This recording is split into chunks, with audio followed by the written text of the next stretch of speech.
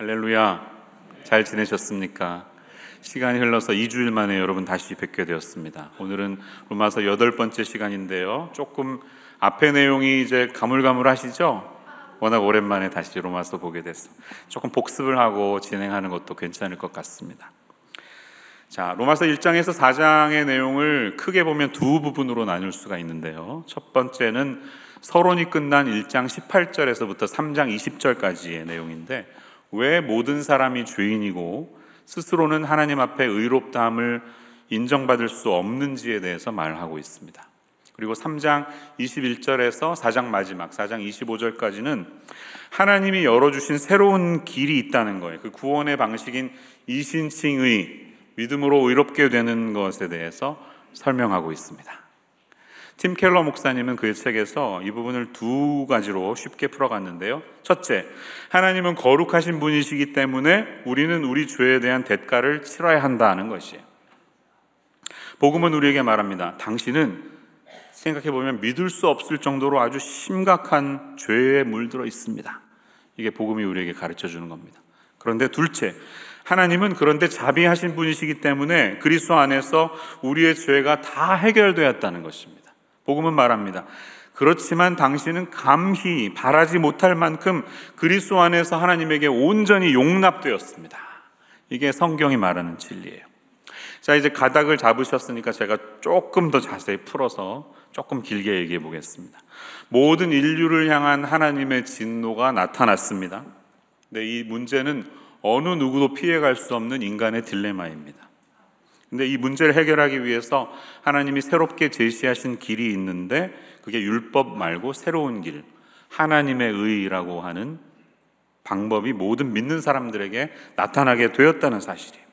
그게 뭡니까?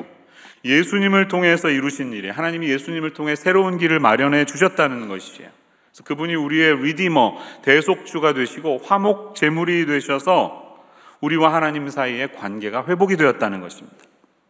그래서 우리가 하나님 앞에서 의롭지는 않은데 의롭게 보이는 거예요. 의롭게 인정받게 된 사실. 자, 우리가 이렇게 배웠습니다. 여러분 동의하시죠? 예. 그리고 로마서 4장에서는 그런 얘기했습니다. 아브라함과 다윗이 예수님을 만나진 못했지만 장차 오실 메시아를 먼저 믿었다. 먼저 바라보고 예수님을 믿음으로 의롭게 인정되었어요. 그들도 하나님 앞에 구원받게 된 것처럼 그 믿음의 후배들인 우리들도 똑같이 믿음으로 오신 메시아를 바라보면서 의롭게 된 특권이 저와 여러분에게 주어지게 되었습니다. 네, 이게 4장까지 내용입니다. 자, 이제 5장으로 들어왔습니다. 5장에서부터는 이신칭의로 구원받은 사람들, 우리 성도들이 누리는 복의 열매에 대한 이야기를 하고 있습니다. 이 5장에서 발견되는 뚜렷한 변화가 있어요. 그것은 이 문장의 주어가 2인칭이나 3인칭이 아니라 1인칭 복수로 쓰인다는 것입니다. 우리라고 말을 하고 있어요. 1장에서는 주로 나였습니다. 내가 복음을 부끄러워하지 아니하면, 바울이 나라고 얘기하다가 1장 후반부에 가면 이방인들의 세계를 표현하면서 그들이라고 말을 합니다. 3인칭 대명사. 2장에서는 도덕론자나 율법을 지키는 유대인들에게 너라고 말했어요. 너. 2인칭 단수. 그러다가 3장에 가면 다시 그들이라는 3인칭 복수로 쓰이는데, 4장 후반부에 오면서부터는 아브라함을 우리 모든 사람의 조상이라고 하면서 우리라는 1인칭 복수 대명사를 쓰기 시작합니다. 바울은 이제 자신을 포함한 모든 그리스도인들, 여러분 말씀 들으시는 여러분 모두를 포함한 우리 크리스찬들에게 우리가 믿음으로 구원받은 사람으로서 누려야 할 무엇이 있다는 사실을 막 알려주고 싶은 거예요. 그걸 보여주고 싶은 거예요. 이 흐름이 이제 8장까지 계속 이어집니다. 뭘 보여주고 싶은 것일까요? 여러분은 성도가 되었다면, 그리스도인이 되었다면 붙들어야 할 것이 있다는 것입니다. 그것이 의롭다고 칭함받은 그리스도인들에게 주시는 하나님의 축복의 열매가 있다는 사실을 얼른 알려주고 싶어서 5장 1절 2절에서 뚜렷하게 그것이 무엇인지를 가르쳐주고 있습니다. 그 열매들은 첫 번째로 여러분 아웃라인에 있는 것처럼 우리가 하나님과 화평을 누리게 된다는 사실이에요. 한번 따라해 주세요. 우리는 하나님과 화평을 누리게 됩니다. We have peace with God. 이렇게 말하는 거예요. 여러분 1절을 다시 한번 보세요. 그러므로 4장의 내용을 요약해 보니까 우리가 믿음으로 의롭다 하심을 받았으니 이렇게 요약해 버렸죠. 근데 그 이후의 결과는 우리 주 예수 그리스도로 말미암아 하나님과 화평을 누리자 이렇게 말하고 있습니다. 여기에 사용된 이 화평, 에이레네라는 헬라어는 흔히 우리가 피스, 평화라고 사용하는 단어입니다. 신약의 에이레네는 구약의 히브리어로 샬롬인데요. 이 두 가지는 의미상으로 볼 때 똑같다고 보셔도 됩니다. 같은 의미를 띠고 있습니다. 우리는 흔히 평화를 말하면 개인의 감정을 말합니다. 내가 마음이 평화롭다, 이렇게 나의 느낌과 상태를 말하지만 사실 에이레네나 샬롬은 그러한 개인의 범위를 훨씬 넘어가 있습니다. 특별히 샬롬이라는 단어는 굉장히 광의적인 의미를 담고 있습니다. 샬롬의 참된 의미는 무엇일까요? 예를 들어보면 구약의 여호수아 8장 31절을 볼 수가 있는데요. 이 말씀에 따르면 이는 여호와의 종 모세가 이스라엘 자손에게 명령한 것과 모세 율법책에 기록된 대로 쇠 연장으로 다듬지 아니한 새 돌로 만든 제단이라. 무리가 여호와께 번제물과 화목제물을 그 위에 드렸다. 이렇게 말하고 있습니다. 모세가 율법에서 명령했던 다듬지 않은 돌로 하나님께 제단을 삼으라는 그 명령대로 여호수아가 지키는 내용을 기록하고 있는데요. 여기에서 사용된 새라는 말이 놀랍게도 샬롬이에요. 샬롬. 샬롬의 제단을 드리라는 것이 무슨 말입니까? 이 말은 틈이 하나도 보이지 않는 완전한 돌담을 설명할 때 사용됩니다. 그러니까 샬롬이란 그런 상태를 보여주는 것이에요. 다 인간이 다듬고 만져서 깨어지고 틈이 있지 않은, 전혀 틈이 없는 온전한 상태의 돌처럼 완벽한 상태의 돌담을 샬롬의 돌이라고 말하는 겁니다. 여러분, 하나님이 추구하시는 샬롬은 그런 것입니다. 사실 하늘과 땅을 포함한 모든 이 세상의 피조물을 돌아볼 때 그 사이에 조금의 틈도 없이 완벽히 조화로운 상태에 있을 때 그것을 샬롬이라고 말하는 것이에요. 국가와 국가의 관계로 보면 그런 상태를 우리는 평화라고 이야기하고, 하나님과 인간의 관계로 보면 그런 상태를 화평이라는 말로 쓰고, 개인 안에서 경험하는 상태를 보면 평안이라고 말할 수 있습니다. 단어는 다 다르지만 개념적으로는 똑같습니다. 틈이 없이 오롯이 채워진, 거리낌이 전혀 없는 관계를 설명하는 것입니다. 특별히 오늘 본문에서는 우리가 예수님으로 말미암아, 보세요, 우리 주 예수 그리스도로 말미암아 이 화평의 관계를 이루게 되었다 말합니다. 이 말씀은 무슨 뜻이에요? 하나님과 저와 여러분의 사이에 어떠한 간극이나 틈도 보이지 않는 완벽히 충족된 상태가 이루어졌다는 것을 설명하고 있습니다. 할렐루야. 여러분, 이게 얼마나 놀라운 선언입니까? 예수님을 통해서 저와 여러분이 이제 하나님, 높이 계신 하나님과 누리는 관계에 있어서 전혀 조금의 틈도 없이 완전히 채워지고 조화로운 상태에 이르렀음을 믿으시는 이 아침 되시기를 축원합니다. 에베소서 2장은 우리에게 이렇게 증거합니다. 십자가를 통해서, 예수님을 통해 하나님의 관계가 이렇게 되었다는 것이에요. 13절 14절은 참 아름다운 말씀인데 같이 한번 읽어보겠습니다. 시작. 이제는 전에 멀리 있던 너희가 그리스도 예수 안에서 가까워졌느니라. 그는 우리의 화평이신지라. 둘로 하나를 만드사 원수된 것, 그 중간에 막힌 담을 자기 육체로 하시고. 아멘. 여러분, 예수님의 십자가가 하나님과 우리의 관계를 원수 관계, 이제는 만날 수 없는 관계가 아니라 샬롬의 관계로 빚으셨다는 말씀이에요. 관계적인 차원에서 볼 때 하나님과 우리의 사이가 이제 전혀 거리낌이 없다는 의미입니다. 혹시 오늘 예배를 드리시면서도 하나님을 생각할 때 하나님이 나에게 멀게 느껴지고 가까이 하기엔 너무 먼 그런 분처럼 느껴지는 분들이 혹시 여기 앉아 계십니까? 그렇다면 오늘 우리에게 주신 말씀처럼 예수 그리스도로 말미암아 하나님과 화평을 누리시는 모든 분들 되시기를 축원합니다. 성경은 말하고 있어요. 화평을 누리자, 이렇게 청유형으로 말하는데요, 누린다, 누리자 두 가지 해석이 다 가능합니다. 여러 버전을 보면 다 그렇게 쓰이고 있어요. 근데 중요한 건 뭐냐면 이걸 누리라는 거예요. 여러분, You have to enjoy this relationship. 이 관계를 누리세요. 즐기세요. 그냥 거기 장에 넣어놓고 그냥 썩히지 말라는 거예요. 머릿속에만 알고 누리지 못하는 일이 없도록 하라는 것입니다. 하나님과의 이 화평을 누리시는 우리 모두가 되시기를 바랍니다. 여러분, 세상에 우리가 뭔가를 알지 못해서 누리지 못하는 일들이 얼마나 많습니까? 우리는 미국의 이민자로 왔기 때문에 미국 사회를 여전히 잘 몰라요. 주류 이 세대들이 얼마나 이 사회를 속속들이 알고 있는지에 비해 우리는 아주 조금만 알고 있습니다. 그래서 미국인들은요, 오래된 사람들은 이 자녀 대대로 이 사회에서 우리가 누릴 수 있는 베네핏이 무엇인지를 다 일일이 어릴 때부터 배웁니다. 다 그 사회적인 유익들을 다 누리는 거예요. 반면에 우리는 이민자이기 때문에 그냥 겨우 영어 배우다가 열심히 세금 내다가 이제 은퇴할 만하면 쥐꼬리만한 소셜 시큐리티 받으면서 살아갑니다. 반면에 이 본토 사람들은 너무나 누리는 게 많다는 것이죠. 근데 하나님과의 관계도 그럴 수 있다는 거예요. 그냥 겉으로만 알고 누리지 못하는 일이 얼마나 많습니까? 지식으로만 끝나면 안 돼요. 여러분, 오래전에 그런 얘기 들었잖아요. 비행기 타는 일이 일상적인 일이 아닐 때, 아주 귀한 일일 때 이민 오신 분이 그런 얘기 하시더라고요. 기내식이 나오는데 이게 내가 돈 주고 사 먹어야 되는 줄 알고 남들 다 먹고 있는데 이 태평양 건너오는 비행시간 내내 겨우 굶으면서 쫄쫄 굶으면서 태평양을 건넜다는 이 구슬픈 얘기를 우리가 어떻게 받아들여야 됩니까? 얼마나 슬퍼요. 지금 생각해보면 말도 안 되는 얘기지만 정말 그걸 몰라서 그렇게 오셨다는 분이 있었다는 거 아니겠습니까? 여러분, 예수님 때문에 우리와 하나님의 관계에서 이 샬롬의 놀라운 관계가 일어났다는 사실을 누리시는 저와 여러분이 되시기를 축원합니다. 제가 이스라엘에 다녀왔잖아요. 이스라엘 사람들이 안녕하세요 라는 말을 어떻게 할까요? 샬롬 이렇게 합니다. 샬롬. 얼마나 샬롬 샬롬 이 말을 많이 듣는지 몰라요.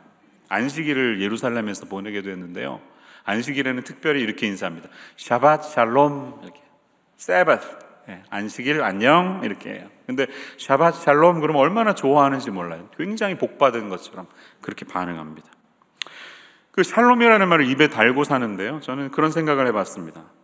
이분들이 이 샬롬을 입에 달고 사는데 정말 진정한 샬롬의 의미를 알고 쓰는 것일까? 예루살렘 올드시리를 돌아다녀 봤더니요, 정말 세상의 모든 종교와 종파와 그 모든 것이 다 거기 집약되어 있더라고요. 모든 종교의 성지잖아요. 그래서 무슬림 쿼러, 크리스찬 쿼러, 주이시 쿼러, 알미니안 쿼러 이렇게 4구역으로 나뉘어져 있는데, 크리스찬 쿼러라고 크리스찬이 있는 게 아닙니다. 아랍 사람들이 다 장사하고 있어요.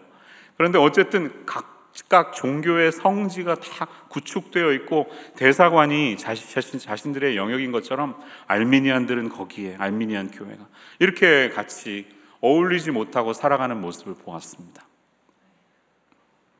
예루살렘 인구가 900만이 넘는데요, 그 중에 20% 이상은 아랍 사람들입니다. 그러니까 유대인들, 우리가 생각하는 유대인들만 사는 동네가 아니에요. 유대교, 이슬람교, 그리스 정교, 이집트 콥틱 정교, 러시아 정교, 아르미안 정교, 가톨릭, 개신교가 다 거기 모여서 그렇게 종교의 혼합 상태로 막 살아가는 것이, 그뿐만 아니라 얼마나 이 전쟁의 갈등이 있습니까? 900만을 둘러싼 수많은 2억이 넘는 아랍 사람들이 이스라엘을 둘러싸고 있잖아요. 레바논, 시리아, 이라크, 요르단, 사우디아라비아, 이집트 등등 해서 언제 그들에게서 어떻게 미사일이 날아올지 모르는 두려움 속에서 그렇게 소수로 살아가는 이스라엘 사람들의 눈빛을 보았습니다. 그들은 항상 샬롬 샬롬 외치지만 정말 이분들이 샬롬의 의미를 알까? 여러분, 진정한 샬롬은 그들이 이단자로 외면했던 이 예수라고 하는 주이시, 예수님이 메시아로 이미 오셨다는 사실을 받아들이고 영접할 때 이루어지는 일인데, 정작 원가지나무인 유대인들이 외면한 그분을 접붙인 가지나무가 된 저 같은, 우리 같은 이방인들이 주님을 믿고 이스라엘에 가서 성경책을 이야기한다는 사실이 굉장히 서글프게 느껴졌습니다. 겉으로는 늘 샬롬을 외치지만 진정한 샬롬을 모르는 그 가운데 우리의 샬롬 되시는 예수님이 그 땅에도 선포되고 언젠가 유대인들도 하나님 앞에 돌아오는 일들이 있기를 기도하는 오늘이 되었으면 좋겠습니다. 그들뿐입니까? 우리의 삶도 샬롬이 필요하지 않습니까? 오늘날 얼마나 많은 사람들이 분노하고 현실에 만족하지 못하면서 살아갑니까? 날씨가 더워서 그런 것 같아요, 그렇죠? 이상기온 막 그냥 강릉이 39도였다고 그러고요. 플로리다에 막 갑자기 물 온도가 37도가 돼서, 물 온도가 37도, 고기들 다 죽고. 이게 세상이 정상이 아닌 것 같아요. 그렇죠? 이게 말세인가 그런 생각도 듭니다. 얼마나 사람들이 분노하는지 막 한국은 막 칼부림하고 막 난리 냈잖아요. 미국은 어떻습니까? 드드드드드 우리는 총이잖아요. 총칼로 막 자신의 분노를 어떻게 할지 모르는 이런 사람들로 둘러싸여 있습니다. 정부에 대해서 불만이고, 정당에 대해서, 정치에 대해서, 우리의 현실에 대해서 불만을 가진 이 모든 사람들에게 진정한 샬롬이 필요한 상황입니다. 우리에게 이 하나님과 누리는 화평, 샬롬의 관계를 주시는 그분을 붙들 수 있는 이 아침 되시기를 주님의 이름으로 축원합니다. 둘째로 우리에게 주신 믿음의 열매는 우리가 하나님이 베푸시는 은혜의 자리에 당당히 들어가게 되었다는 사실입니다. 2절 상반부를 보세요. 또한 그로 말미암아 우리가 믿음으로 서 있는 이 은혜에 들어감을 얻었으며 라고 말을 하고 있습니다. 할렐루야. 여기서 우리는 특별히 이 공간적인 장소적인 개념을 발견합니다. 은혜에 어떻게 된다고요? 들어간다는 거예요. 은혜에 서 있고 은혜로 들어간다는 거예요. 이게 무슨 뜻일까요? 무슨 의미일까요? 우리가 은혜에 들어간다는 것은 여러분 왕궁에 들어가는 것을 상상하시면 되겠습니다. 내가 원한다고 해서 왕을 아무 때나 만날 수 있는 게 아니죠. 왕이 언제나 거기 있는 게 아닙니다. 왕도 바쁜 분이세요. 미리 시간을 먼저 두고 허락받아서 그 다음에 만날 수 있습니다. 왕의 허락이 필요하고 아련할 수 있는 자격도 갖추어야 합니다. 그럼 대통령을 만나도 막 아침부터 막 목욕탕에 가서 막 때 밀고 머리 기름 바르고 무슨 옷을 입을까 고민하면서 그 다음에 만나러 가잖아요. 왕은 오죽하겠습니까? 그런데 이 왕을 만날 수 있는 특별한 사람들도 있습니다. 아무 때나 왕의 측근, 비서실장 그리고 왕의 가족들은 언제나 만날 수 있습니다. 예수님이 겟세마네 동산에서 기도하시면서 아빠 아버지요, 아바 아버지라고 기도했을 때 그 내용을 들은 유대인 사람들은 이건 놀랄 만한 일이었습니다. 아니 어떻게 감히 네가 하늘의 아버지께 아빠라고 말할 수 있느냐, 분노하고 말도 안 되는 것으로 경악할 수 있는 것이었습니다. 그런데 여러분, 예수님이 십자가를 통해 이루신 일이 바로 그런 것이라는 것이에요. 우리가 하나님 앞에 나아갈 때 아빠 나 30불만 주세요, 아빠 오는 길에 프라이 치킨 좀 사오세요, 아빠 지금 제발 에어컨 좀 내려주세요 라고 당당하게 얘기하시잖아요. 자녀된 분들, 하나님 앞에 당당하게 이야기할 수 있는 그런 분들이 저와 여러분이 되었다는 사실을 알려준다는 사실이에요. 그뿐만이 아니라 그분이 계신, 왕이 계신 자리에 당당하게 우리가 들어갈 수 있음을 본문은 보여주고 있습니다. 구약시대에는 이 성소의 개념이 있지 않습니까? 하나님이 거하시는 장소가 있었어요. 그 성소에는 성소와 지성소로 나뉘어진 특별한 구역이 있었습니다. 성소는 제사장들만 들어갈 수 있었는데, 특별히 지성소, 홀리 오브 홀리는 제일 거룩한 곳이기 때문에 대제사장이 1년에 딱 한 번만 들어갈 수 있습니다. 대속죄 일이라고 욤키푸르라고 하는 날만 들어갈 수 있어요.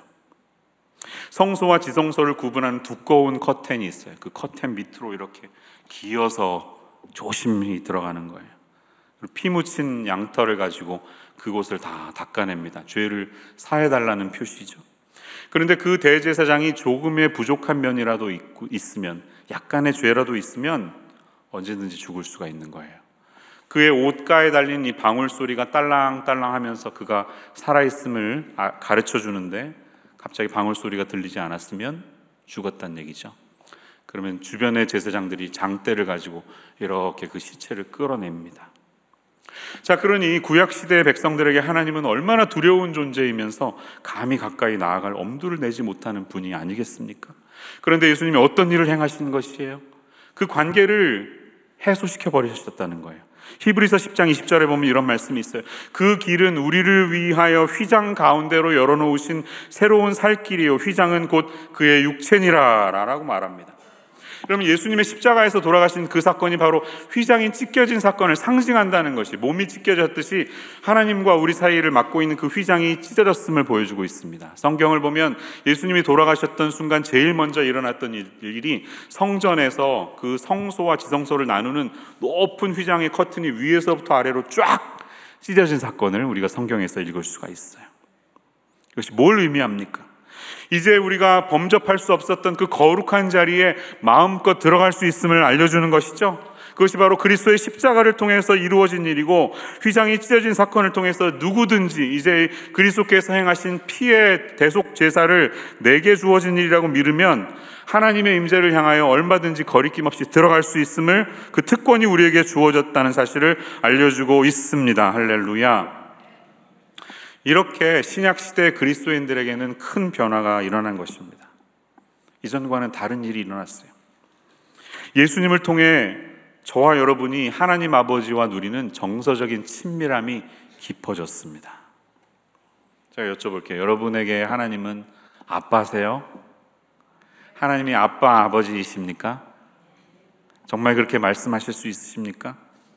그런데 어떤 분들은 예수님이 행하시는 일들을 다 믿어요. 성경에 일어난 일을 진리라고 믿으면서도 여전히 하나님과 누리는 친밀함에서 멀게 느껴지시는 분이 있을 수 있어요. 그렇다면 이 말씀을 통해서 여러분, 우리 마음의 자세가 달라지시는 일이 있으시기를 주님의 이름으로 축원합니다. 어떻게 하셔야 돼요? 들어가십시오. 들어가십시오. 그냥 그 밖에 서 계지만 마시고 들어가세요. 은혜의 보좌로 들어가시라는 거예요. 담대히 그를 향하여 걸어 들어가시라는 것입니다. 그분의 임재 가운데로 들어가십시오. 그냥 주변을 떠놀다가 허무한 관계로 끝내지 마십시오. 하나님이 앉아 계신 그 자리로, 마음의 자리로 나아가시기를 바랍니다. 그분에 계신 그 집 안으로 들어가세요. 오늘도 리빙룸에서 따뜻한 커피를 끓여놓고 한 잔 마시면서 와서 커피 한 잔 하자, 주님이 이러는데, 제가 바쁜 일이 많아가지고요, 저녁 때 뵙든지 아니면 그냥 저는 사요나라 이렇게 밤에 볼 수 있으면 좋고요. 이런 분들 혹시 안 계십니까? 이게 뭐예요? 이게 바로 큐티예요. 큐티, quiet time. 아침에 주님이 우리를 부르셔서 같이 앉아서 커피 한 잔 하자고 우리 초대하시는데 그 자리에 들어가지 못하는 거죠. 여러분, 이런 불행한 일이 있지 않기를 바랍니다. 하나님의 집, 그분이 계신 곳으로 당당하게 들어가셔야 돼요. 탕자의 비유에 나오는 그 아버지의 집을 떠난 둘째 아들의 비유로 한번 생각해 볼게요. 여러분 잘 아시잖아요. 지난주에 어느 날 제가 예루살렘에서 빨리 가면 한 40분 정도 떨어진 남쪽에 있는 한 장소에 갔습니다. 그 장소는 엘라 골짜기라는 곳인데요, 사진을 찍었었습니다. 이런 곳이에요. 평범해 보이죠? 무슨 렌초 무슨 어디 쿠퍼티노 얻은 데랑 비슷한 것 같습니다. 근데 이 장소가 어떤 곳일까요? 엘라 골짜기는 사무엘상 17장에 나오는 다윗이 골리앗과 한판 붙었던 곳입니다. 물맷돌 5개 이렇게 던졌던 그 장소예요. 근데 그냥 평범하더라고요. 그리고 진짜 더웠어요. 너무 더워가지고 선교사님이 설명하시는데 듣고 그냥 이렇게 흘러가더라고요. 저는 정신이 없어가지고 빨리 좀 시원한 데로 갔으면 좋겠다 하는 마음만 있었는데, 이제 그늘로 가니까 그늘에서 조금 정신이 나더라고요. 근데 그늘에 갔더니 그 엘라 골짜기에 나무 하나가 있었어요. 이 나무 사진을 제가 좀 보여드릴게요. 이 나무는 쥐엄나무라는 겁니다. 쥐엄나무. 이 가운데 있는 이렇게 까만 열매들이 쥐엄나무 열매, 쥐엄 열매. 뭐가 생각나세요?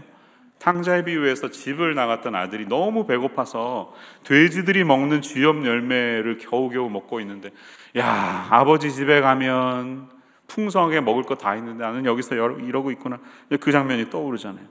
막 쥐엄 열매를 하는데 제가 용감하게 하나를 이렇게 딱 뜯었습니다. 그래서 이렇게 닦은 다음에 탁 먹어봤어요. 맛이 어떤지. 먹을만 하더라고요. 고구마 맛이더라고요. 고구마. 근데 10초 동안만 그랬습니다. 10초 지나니까 갑자기 쓴맛이 막 올라오면서 이거 뭐야 막 첫째 뱉을 정도로 이렇게 유쾌한 맛은 아니었습니다. 쥐엄나무 열매를 먹으면서 그런 마음이 들었어요. 야, 그 둘째 아들 심정이 그랬겠구나. 고향집에 가면 내가 좋아하는 국밥도 먹을 수 있고 김치, 시금치, 동태전, 벌써 배고파지네요. 마음대로 먹을 수 있는데 이런 낯선 음식, 맛없는 음식을 먹으면서 얼마나 서러움을 느꼈을까. 그 둘째 아들의 마음이 상상이 되었습니다. 여러분, 이게 우리에게 가르쳐주는 게 뭐예요? 아버지 집 떠나면 고생이라는 것입니다. 그것이 자유인 줄 알았지만, 내 인생이 해방되는 줄 알았지만 고생뿐이라는 것입니다. 여러분, 아버지 집으로 가실 때 우리에게 진짜 인생의 행복이 찾아온다는 사실을 믿음으로 받아들이시기를 바랍니다. 집이 없는 건 괜찮아요. 하우스가 없는 것은 괜찮습니다. 우리 집 없이 렌트로 사는 사람 많습니다. 하지만 홈이 없어서는 안 됩니다. 우리 모두에게는 이 고향 같은 집이 필요합니다. 우리 인생의 아버지가 계신, 하나님 아버지가 계신 그 고향집으로 들어가야 한다는 것이에요. 그 집 밖을 떠돌면 우리 모두는 홈레스가 될 수밖에 없습니다. 영적인 홈레스 자리에 머물지 마시고 아버지가 계신 그 고향집을 향하여 들어갈 수 있는, 은혜의 자리로 들어갈 수 있는 저와 여러분의 삶이 되시기를 축원합니다. 셋째는요, 우리가 하나님의 영광을 소망하고 즐거워한다는 사실입니다. 2절의 후반부를 보세요. 믿음으로 서 있는 이 은혜에 들어감을 얻었으며 하나님의 영광을 바라고 즐거워하느니라, 이렇게 말하고 있습니다. 여기서 바라고 즐거워한다는 표현을 잘 이해할 필요가 있어요. 이 바란다는 게 바로 소망이고요, 즐거워한다는 것은 확신을 가지고 있다는 뜻입니다.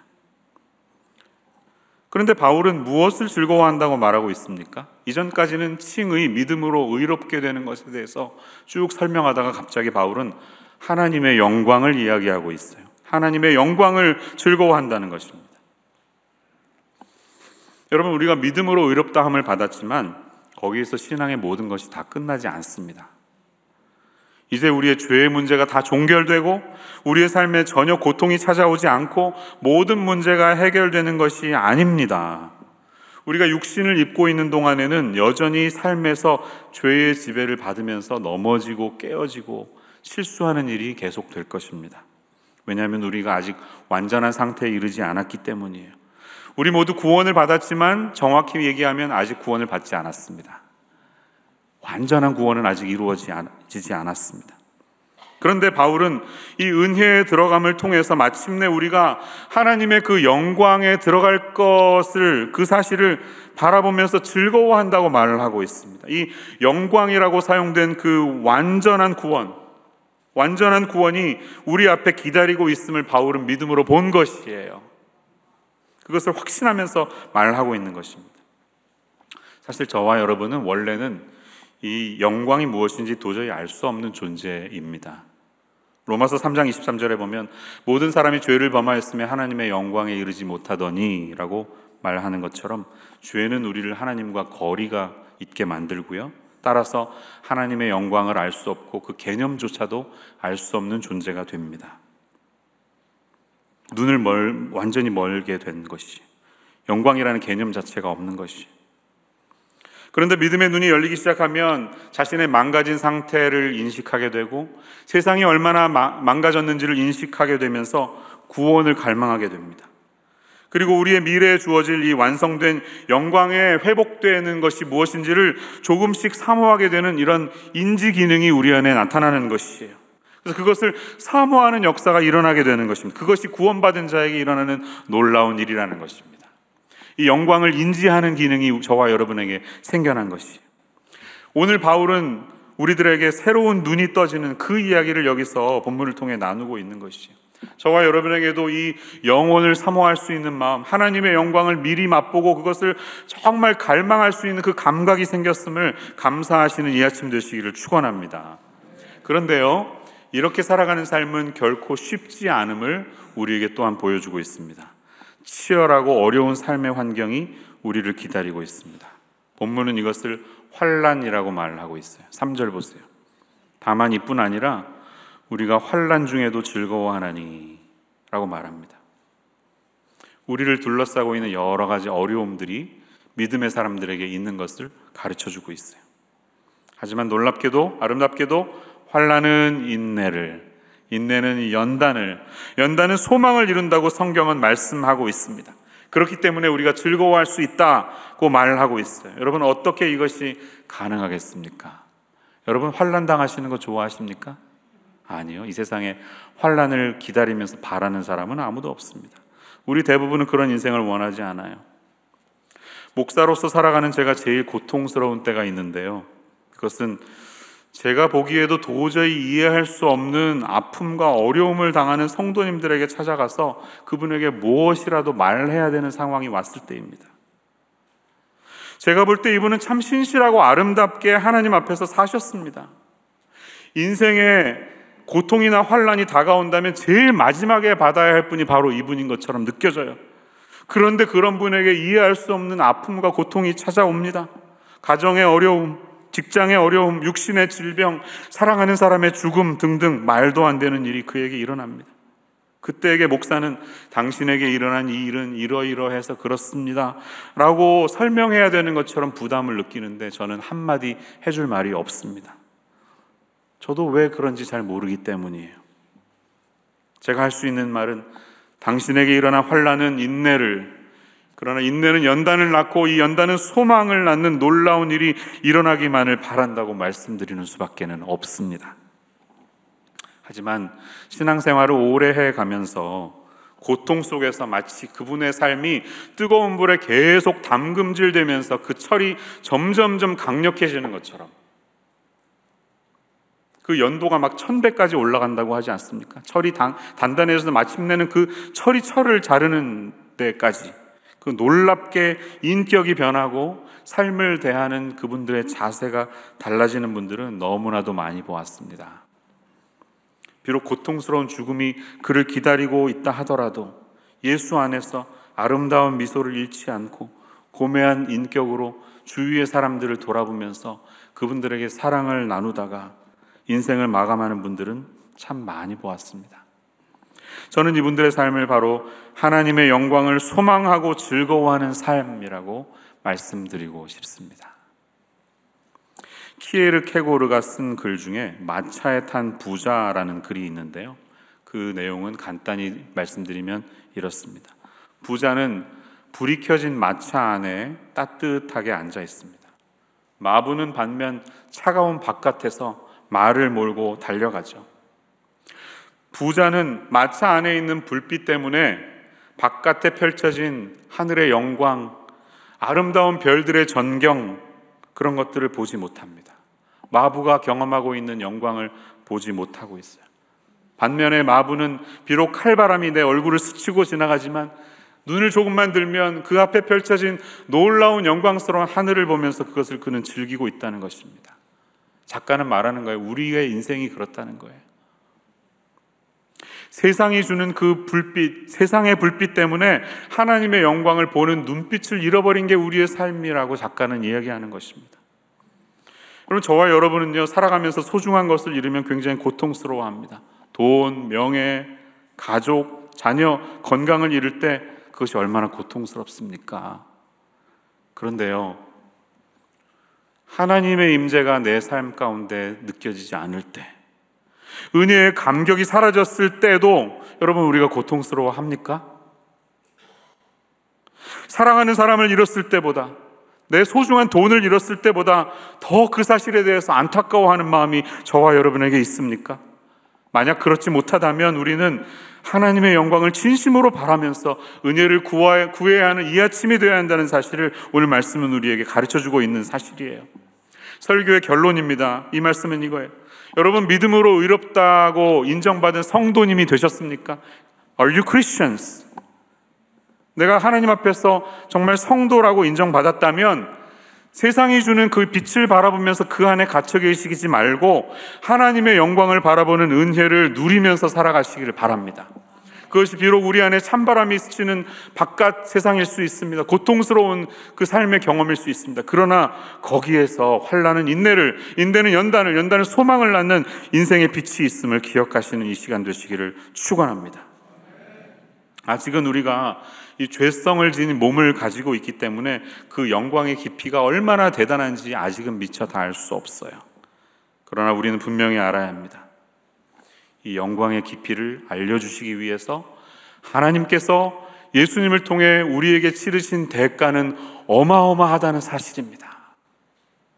그분이 우리를 위해서 치르신 희생의 대가를 묵상할 때 어떻게 우리가 여전히 마차 안에 갇혀서 날마다 그 세상이 주는 빛만을 바라보면서 살 수가 있겠습니까? 저와 여러분이 너무나 사랑하는 이 6절에서 8절 말씀을 다시 한번 제가 읽어보겠습니다.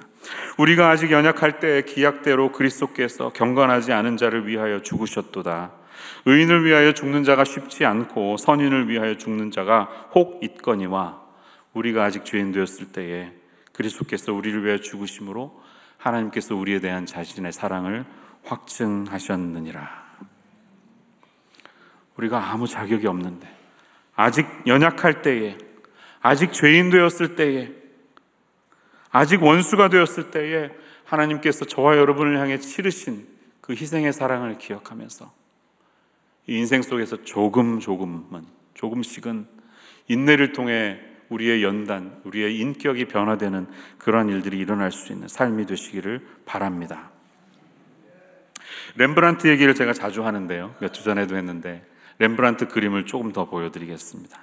그분이 그린 그림 중에 The Raising of the Cross, 십자가를 세움이라는 작품이 있어요. 근데 흥미로운 것은 예수님의 십자가가 중심에 있지 않고 사이드에 있다는 것입니다. 이 그림의 주인공은 마치 가운데 있는 이 사람인 것 같아요. 그리고 옆에 서 있는 이 사람처럼 보이지 않습니까? 이 가운데에 서 있는 빵모자를 쓴 이 사람이 누구일까요? 놀랍게도 렘브란트 자신입니다. 어쩌면 이 주님을 십자가에 못 박은 주인공이 바로 나다라는 신앙의 고백처럼 보이기도 합니다. 그러나 놀라운 사실은 이 그림을 위탁해서 돈을 주고 부탁했던 헨리 왕자라는 분이 바로 옆에 서 있는 사람이라는 것입니다. 렘브란트의 기대는 이렇게 내가 그림을 그리면 헨리가 감동해서 나에게 더 많은 작품을 의뢰할 수 있겠다는 기대 속에서 그렇게 그린 것이에요. 1633년의 작품입니다. 여러분, 우리의 삶도 그렇지 않습니까? 거룩한 일을 합니다. 성화를 그리면서도 세상적인 욕망과 기대를 가지고 살아가는 것이 저와 여러분의 인생과도 아주 비슷합니다. 우리는 하나님의 크신 사랑을 경험했으면서도 여전히 이기적인 욕망 속에서 하나님을 이용하려고만 하는 것이 저와 여러분의 인생입니다. 렘브란트의 말기에 아주 지저분한 일을 많이 겪었습니다. 함께 살아가던 그 부자였던 아내가 죽었을 때 이 남편이 재혼할 경우에는 유산을 상속받지 못한다는 유언을 깨닫자 이런저런 조치를 취해서 자신의 가정부를 내연내 처로 바꾸면서 아이까지 낳게 하면서 유산을 계속 간직하려고 수를 씁니다. 그런 것이 이제 화가 되어서 네덜란드 개혁교회와도 관계가 일그러지게 됐어요. 결국 파산으로 이어지는 그의 재정적인 어려움은 하나님 앞에서 그가 처한 죄인의 신분이 얼마나 뚜렷한지를 다 보여주게 되었습니다. 이제 36년이라는 시간이 지납니다. 렘브란트도 인생을 마감할 때가 다가왔어요. 온갖 어려움과 환난과 어려움 속에서 다행히도 그의 인격은 조금씩 빚어지고 유순해져서 그가 거의 마지막으로 남겼던 1669년의 작품은 우리가 너무나 잘 알고 있는 탕자의 귀향이라는 작품입니다. The Return of Prodigal Son. 이 그림 잘 아시죠?